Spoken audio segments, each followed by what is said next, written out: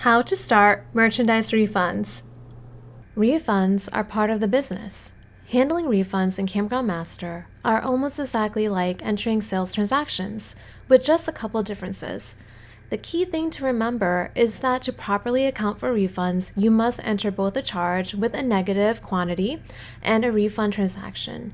Entering just the refund will show the money refunded, but it won't balance to show that the merchandise has been returned or service not rendered.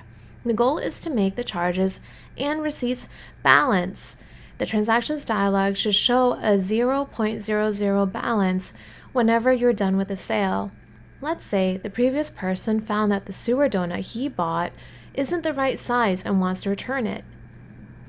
Click the cash register icon to start an unbound transaction. If this had been a customer or reservation transaction, you'd want to locate that customer or reservation and access transactions from there instead.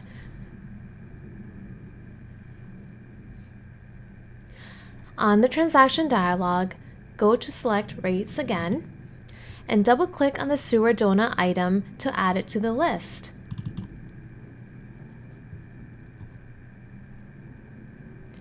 Now, check the invert amounts box next to the total. Click Done,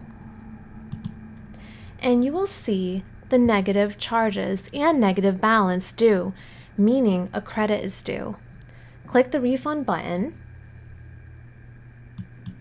A dialog will appear to enter the refund payment method and amount,